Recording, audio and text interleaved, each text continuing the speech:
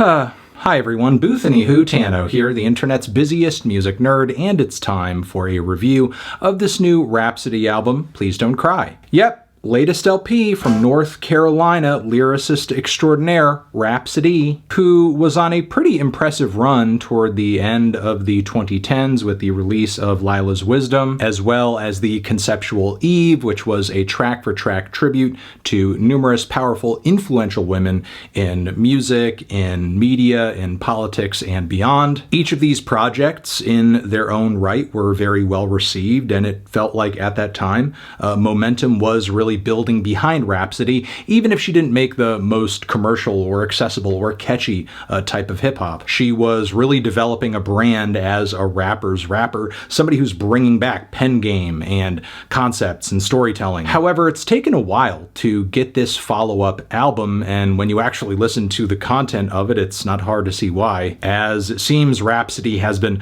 absolutely positively going through it. In the past, Rapsody has never been shy about commenting on things from her own unique perspective as a woman, especially in terms of what that means in the context of rap. But on this LP, she's diving even further into that, as well as her relationships with lovers, with family members, and even herself. Right from the jump on this record, it's clear Rapsody is wrestling quite a bit with her art, with her craft, and with the way the world perceives it. On this trio of tracks here toward the beginning of the LP, Rapsody is really untangling all of these feelings around being underrated in comparison with artists who she's clearly a superior writer than. She reflects on how much of herself has been invested into rap music for all these years and questions who she is beyond that. She wonders what is actually reality in a world of fakeness. And she also talks about often being rated as good for a female rapper, or brought up as a wedge in rap conversations against women in the industry who might make music that's more pop-centric. They're doing bangers, they're rapping about sex and shaking ass, which she sees nothing inherently wrong with. That's just a different style, a different vibe that other artists do. She discusses on these tracks this temptation of kind of going Lauryn Hill and kind of disappearing off the map, just not doing any more music. And across the record, these feelings are clearly genuine and pretty intense. Personally, I think she's a bit too in her head about all of it, but her points are valid, because the fact that she's difficult to pigeonhole and she's gone creatively against the grain has put her in a place where the degradation of hip-hop's mainstream and sexism are working against her potential commercial success. By that same token, though, Rapsody is not doing herself any favors by dropping a record that is so late to the game, that is so massive, so bloated, so difficult to untangle, and honestly, in my opinion, featuring production that is a step down from her past couple of records. I mean, we hear this on numerous tracks like D&D, for example, which is short for Do Not Disturb, and instrumentally, this cuts just like a very basic piece of boilerplate G-funk, but it's super spacey, very relaxed, very laid back, as the entire track is really about wanting to be left alone, to have a me day. And I don't know, maybe the writing is a bit too on the nose and obvious. Meanwhile, the track Black Pop Star is an attempt at embodying a lot of the materialism and bragging and flexing that is often found in a lot of mainstream rap today, which toward the end of the song is used as a means of exploring these things as a way to, like, you know, numb pain and anxiety, which I guess I get. Putting it at the end sort of makes the entire song make sense. But with that being said, everything up until that explanation just sort of feels like a bad parody of another thing. As far as getting a message across in the music itself goes, I feel like Stand Tall does a much better job, as Rapsody raps about coming clean and being truthful and trying to stay on top of her mental health over these very serene and watery guitars and pianos. But as much of an improvement as this track is, thematically, I feel like it could have been wrapped up into the next song too, especially given how these two tracks kind of connect a vital piece of her life story, as in one moment she's talking about how audiences presume her to not be a straight woman because of how she dresses and presents herself. But then on the next track, she writes an entire story about her whole first experience with experimenting with her sexuality, finding love where she least expected it, and having internal conflicts over that. But as much as some tracks add to a general bloat on this album that I think works against it, I do appreciate Rapsody putting in the extra extra effort to thematically or sonically kind of make all of these songs kind of connect across the track list, like on 3 AM featuring Erykah Badu. Makes sense given what precedes it that we would go into this very sensual and intense sex jam that is both parts physical and cerebral. But then there's kind of a jarring transition into the song Loose Rocks, which gets much darker, reflecting on a baby that Rapsody didn't keep at one point in her life. And she uses that topic as a jumping point to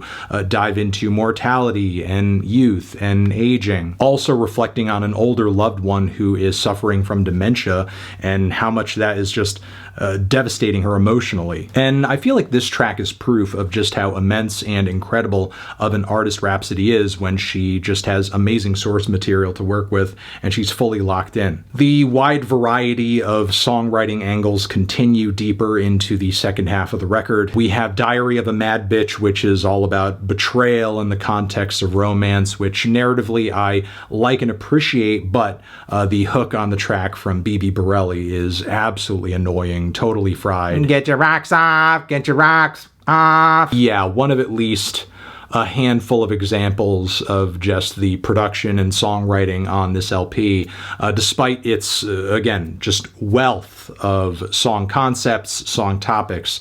It's just not coming across beat-wise as well put together or as impressive. There's also Never Enough, which is an attempt at a reggae flip that I don't think goes over that well. It's a tad bit bland. And Rapsody continues onto the next track, He Shot Me, to draw another reggae connection, not only with some Marley bars toward the very start of the track, but the song also interpolates I Shot the Sheriff. And given the song's focus on gun violence and especially police violence, makes total sense. But I kind of feel like the lyrical framing of the hook in this context inadvertently reads as a bit weird.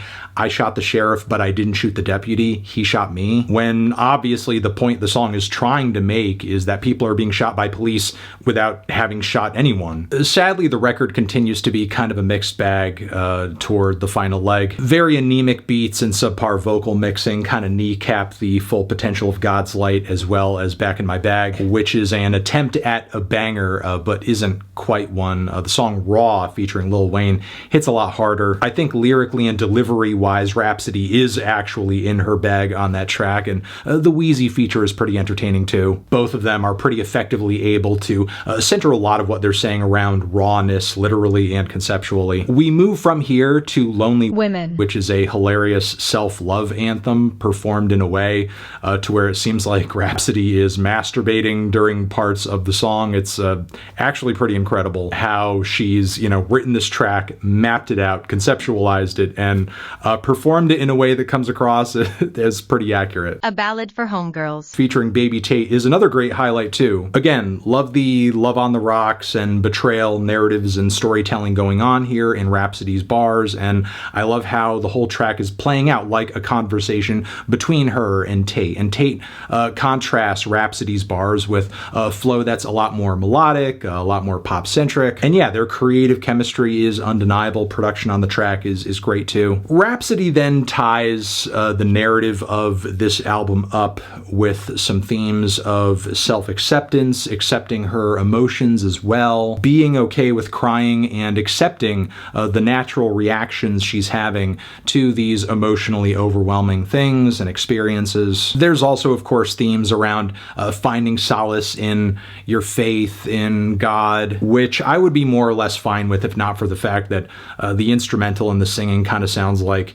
it's coming out of an ad for a local megachurch. Look, overall with this album, I appreciate the lack of a filter. I appreciate the message, the realness, how frank and exposed Rapsody is being on this project, but given the tone of the closer, I can't help but feel like a lot of this album is being motivated by some kind of savior complex. It also does kind of remind me of releases that we've seen over the years from Kendrick Lamar or Tierra Whack, where they also have expressed their own personal and emotional struggles as people existing in the music industry. So with Please Don't Cry, I think the substance and I think the right source material is there, but the execution is not the best. I don't think this is Rapsody's best album by far, aesthetically, instrumentally, and as far as the flow and track list goes, it really could have been pared down into a punchier record too. I hope the resolution she's talking about toward the end of the record is actually real, and that she's able to reach the kind of peace necessary in order to have a healthier relationship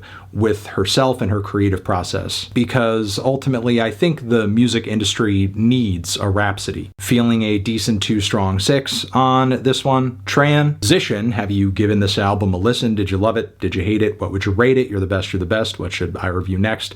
Hit the like if you like. Please subscribe and please don't cry. Hit the bell as well. Over here next to my head is another video you can check out. Hit that up or the link to subscribe to the channel. Anthony Fantano, Rapsody, forever.